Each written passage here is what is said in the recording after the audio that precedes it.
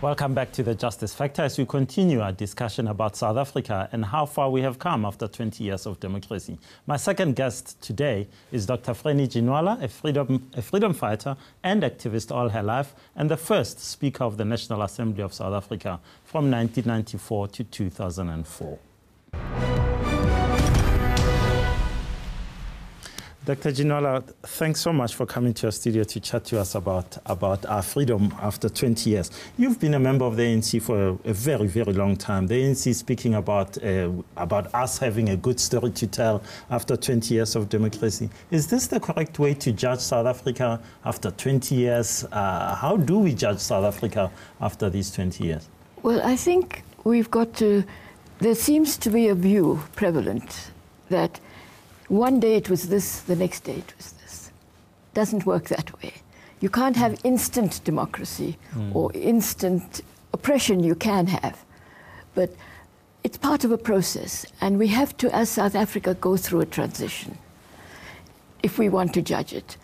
I remember in the early years of Parliament, time and again, opposition members would attack all the other parties and say, well, why are you talking about apartheid? It's finished.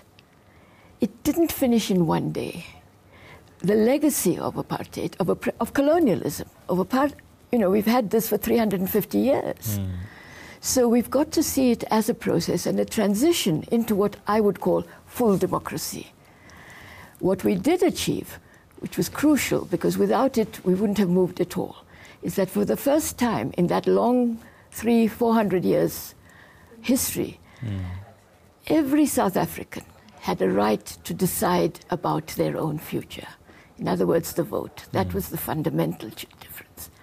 But the day after you voted, you were still living in segregated accommodation. You still couldn't, or a lot of the laws were there. Some were cancelled out during the negotiations process. So if it wasn't a moment, and if it's not a moment, and it's not really the right prism through which to look at it, how do we then put markers down for ourselves? How do we say in annual terms that it's 20 years? How do we look back and try to say, look, in 1994 we said we are building a united, non-racial, non-sexist, democratic South Africa, and this is how far we've come. Can we do that? We need to do that to measure the progress, because there has been progress, but it doesn't. We still live in separate areas, at a very simple thing. There are still divisions of good schools and bad schools, because they were all started racially divided. Curriculums were. So that's going to take time. Then also, the white population, and I'm not trying to be racial in this, but I need to explain this, they have had assets. Talking particularly of the African population, they didn't even have freehold title. So how do you build wealth? You see, it takes time. And you've got to look at that and look at those sorts of issues to start trying to change them. It won't happen overnight, but we have made progress. For example, more children are going into schools now, but the education system is nowhere near perfect. There's still not enough money to allow them to finish their schooling, and we see that.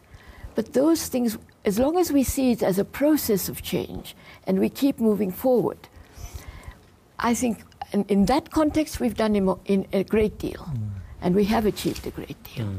Dr. Ginwala, let me ask you about race reconciliation and the TRC. Did it work in your view? Was it a success or was it a failure? I think the TRC was a success as far as maybe the expectations were too quick or too high. One thought just by confessing. And it was a process of reconciliation and the people knowing the truth. Because a lot of people, if you recall, on the TRC would say, we can forgive, but only if we know what happened. And yet today there are very many people who still say, we still don't know. Exactly. So those will take time, maybe generations, before we can just... It wasn't a magic formula, but at least it moved us in a particular way. A lot of families do know now the truth. A lot of others society as a whole now knows this was the truth. Some people may want to deny it, but still, we do know a good part of the truth. But we have service delivery problems now. Just to illustrate one thing, you had the national electricity grid across the country. Very impressive if you looked at a map.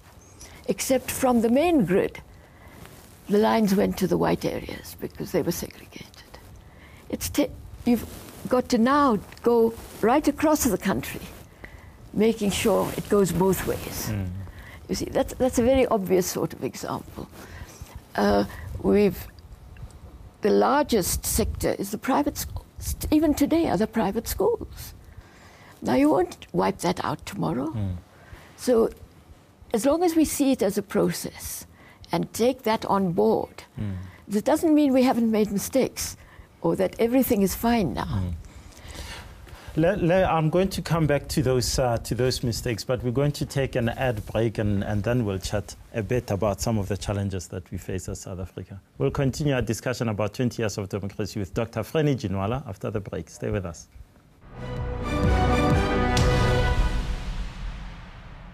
News that moves. ENCA.com.